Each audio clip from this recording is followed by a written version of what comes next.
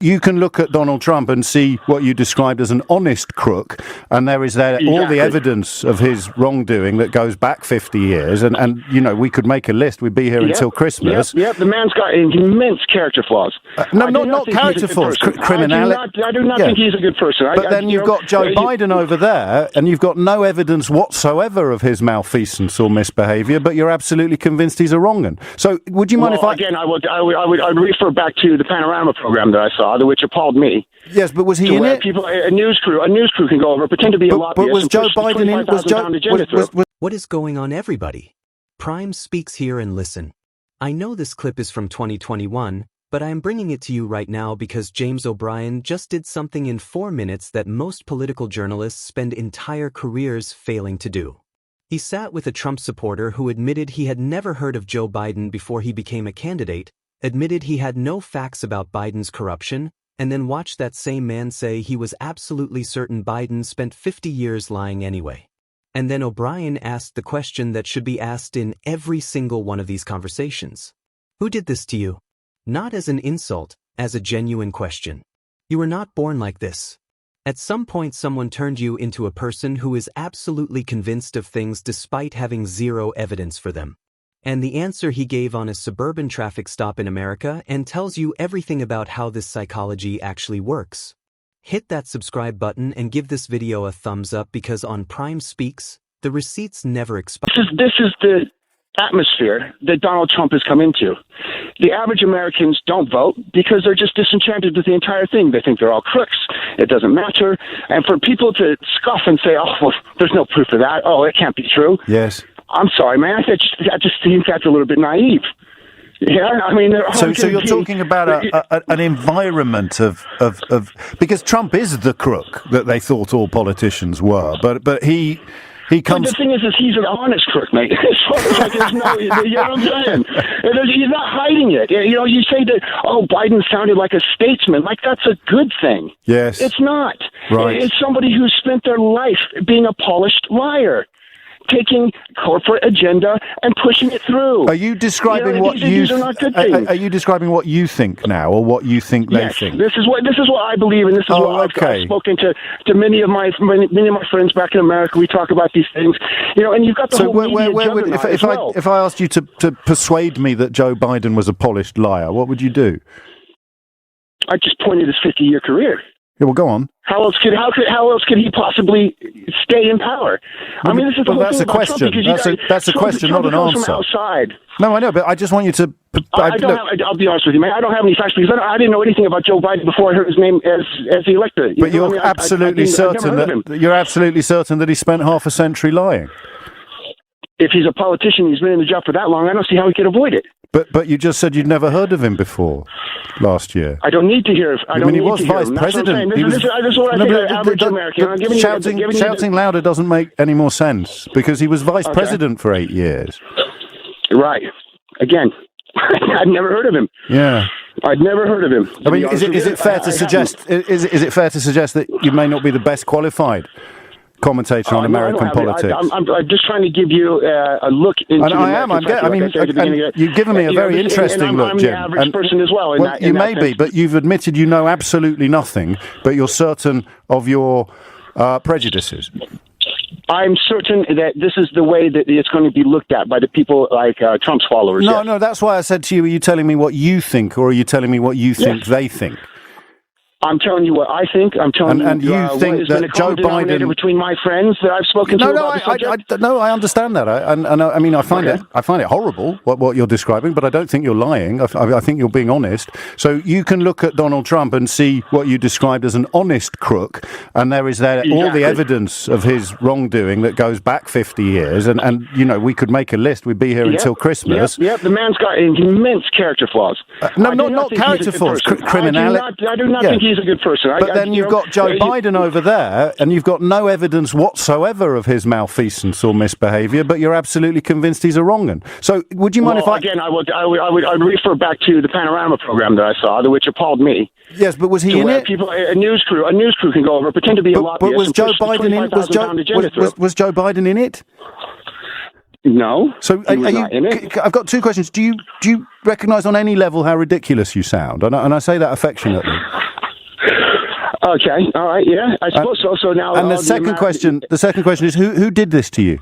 Where do you think this came from? Because you weren't born like this. At some point in the last 50 years, you've become a man who's absolutely convinced of things, despite having no evidence for it whatsoever. How do you think that happened? Because I have been pulled over, and I have had police in America rewrite the arrest report. And I've had basically lies told in court about me, and I have had trouble in America. And that's how you know that Joe Biden is not to be trusted. This is my personal experience with the establishment. Oh, what? Being pulled over by police in America. That's right. Okay. Well, it's been interesting talking to you, Jim. I had a can of beer that was unopened. There's more. Unopened in my car. Yes. And they wrote it up as an open container. And I ended up with a DUI. And that's how you know that Joe Biden is corrupt. So, let us talk about what James O'Brien just demonstrated. Because this was not a gotcha moment de-sig. Ned to humiliate a random person on live radio. This was one of the most compassionate and most analytically precise dissections of how misinformation works at the individual human level that has appeared in political media. And the reason it has lasted 4 years and is still being shared is because nothing about the psychology it exposed has changed. If anything, it has gotten worse. Let us start with the honest crook formulation. Because it is the most revealing thing the caller said, and it deserves to be examined completely. He called Trump an honest crook, by which he meant Trump is corrupt, but at least he is open about it. He is not hiding it. And that transparency, the willingness to be visibly corrupt without shame, is being read as authenticity, as realness, as proof that Trump is different from the polished liars who came before him. Think about what that framework requires you to accept. It requires you to believe that visible shameless corruption is more trustworthy than invisible alleged corruption, that a man who commits crimes openly is more honest than a man who has not been convicted of any crime, that brazenness is a form of integrity. This is the logical inversion that the MAGA movement has completed, where the documented criminal record of one man becomes evidence of his authenticity, while the absence of a criminal record for another man is dismissed as evidence of how good he is at hiding his crimes. Once you accept that framework, once you decide that lack of evidence is itself suspicious, there is no fact pattern that can change the conclusion. Evidence of wrongdoing confirms the theory. Absence of evidence confirms the theory. The theory is unfalsifiable, and that unfalsifiability is not a bug in the belief system. It is the feature that makes it so durable. The who did this to you question is the one that deserves the most sustained attention, because it is the most compassionate and most analytically useful question in political discourse, and it is almost never asked. O'Brien was not asking it as an insult. He specifically said, and I say that affectionately. He was asking it as a genuine inquiry into how a human being, who was not born holding these beliefs, who developed them through some set of experiences and exposures, arrived at a place where he is absolutely certain of things he has no evidence for. And the answer the caller gave was genuinely illuminating. He had a bad experience with police in America. He had a can of beer in his car. It was unopened. The police wrote it up as an open container. He ended up with a DUI that he believed was fabricated. And that experience of institutional injustice, of feeling lied about and powerless against a system that could rewrite reality against him, became the template through which he understood all political reality. If police can lie about an unopened beer can, then politicians can lie about anything. If institutions can falsify reports against him, then institutions are fundamentally untrustworthy. If the system screwed him, then the system is corrupt by nature. And once you have arrived at the position that all institutions are fundamentally corrupt, that the system itself cannot be trusted, you are primed to receive every piece of information through that filter. Biden corrupt? Of course, all politicians are. No evidence? That just proves how good the cover-up is. Trump corrupt but open about it? At least he is not pretending to be something he is not. The bad traffic stop did not make this man a Trump supporter, but it created the psychological vulnerability, the foundational distrust of institutions, that made the MAGA narrative about a corrupt establishment and an outsider willing to fight it resonate at a level that no amount of counter-evidence could reach. That you've admitted you know absolutely nothing, but you're certain of your prejudices, Observation is the most precise analytical statement in that entire exchange. O'Brien was not being cruel. He was being accurate. The caller admitted, explicitly on the record, that he had never heard of Joe Biden before Biden became a candidate. He had no knowledge of Biden's 50-year career. He had no specific allegations, no documented instances of corruption, no particular policy failures, no named scandals. And simultaneously, he was absolutely certain that Biden had spent that 50 years lying and doing the wrong thing. The certainty was not derived from evidence. It was derived from the category. Biden is a politician. Politicians lie. Therefore, Biden lied for 50 years. That is not analysis. That is prejudice applied through syllogism. And the caller recognized it when O'Brien held it up for him. He said, "I suppose so," when asked if he recognized how ridiculous he sounded.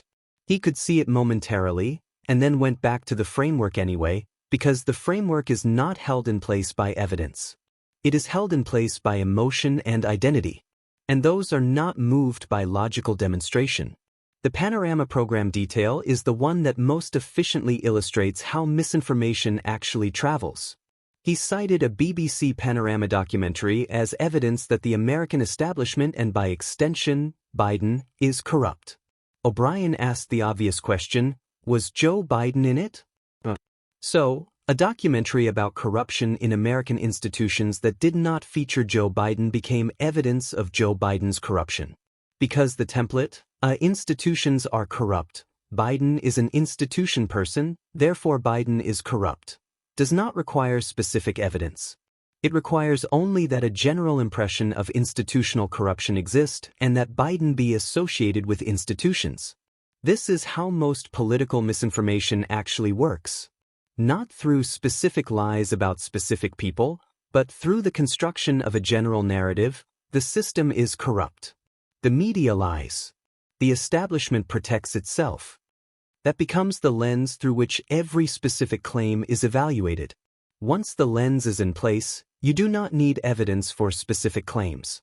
You need only to confirm the general narrative. And every piece of information, even documentary evidence that has nothing to do with the person being discussed, can be used to confirm it. The honest crook versus polished liar frame is the one that explains the most persistent mystery of Trump's political appeal to people who acknowledge his character flaws. O'Brien named it precisely. You can look at Donald Trump and see an honest crook. 50 years of documented wrongdoing, criminal convictions, civil fraud findings, sexual assault liability established by civil jury, business failures, bankruptcies, fraud, lies, all of it visible, all of it documented, all of it acknowledged even by his supporters. And simultaneously, you can look at Joe Biden, who has no criminal record, no civil fraud findings, no documented history of the kind of financial wrongdoing that characterizes Trump's career, and be absolutely convinced he is the bigger crook. Because the absence of evidence is interpreted through the corrupt institution's frame as evidence of successful concealment. The more evidence of Trump's wrongdoing exists, the more authentic he seems. The less evidence of Biden's wrongdoing exists, the more suspicious it seems. This is the psychological inversion that makes MAGA beliefs so resistant to factual correction. Facts do not move beliefs that are not based on facts. The who did this to you question connects to everything happening right now. Because the people who have been shaped by bad experiences with institutions, by economic instability, by genuine injustices from systems that were supposed to serve them, by the accumulated sense that the game is rigged and the powerful always win. Those people have legitimate grievances. The traffic stop was real. The economic anxiety is real. The sense that polished politicians promise everything and deliver nothing for working people is real. Those are not delusions. They are accurate perceptions of genuine failures. The problem is not the grievance. The problem is the exploitation of the grievance. Someone took that real pain, the real experience of institutional injustice, and channeled it toward a man whose entire career represents the institutional corruption that caused the pain in the first place. Trump is the thing the caller was angry about. He is the fraud who rewrites the arrest report. He is the institution that lies to your face. He is the system that protects the powerful at the expense of everyone else. And the genius, if you can call it that, of the attitude of the MAGA project was in convincing people whose real grievances were directed at the system that the solution was the most shameless representative of the system they had ever seen. That is who did this to you. Not one person. Not one network. A political project that took real pain and pointed it in the wrong direction. Here is the bottom line. This clip is 4 years old and it is more relevant today than the day it aired because the psychology it exposed has not changed. It has scaled. The man who knew nothing about Biden but was certain he was corrupt is now one of tens of millions of Americans operating from the same framework. The honest crook is now starting wars without congressional authorization, covering up Epstein files, breaking every promise made to working-class voters, and being defended by people who will tell you at least he is not hiding it. The who did this to you question deserves to be asked of every person still inside that framework. Not as an insult, as a genuine inquiry. Because somewhere in the answer, wait, somewhere in the bad traffic stop, the economic anxiety, the real injustice, the genuine betrayal by institutions that were supposed to work for them, is the person who existed before the framework was installed. And that person is reachable. Not through facts alone, but through the acknowledgement that the grievance is real even if the solution being offered is a fraud. Prime Speaks sees that person.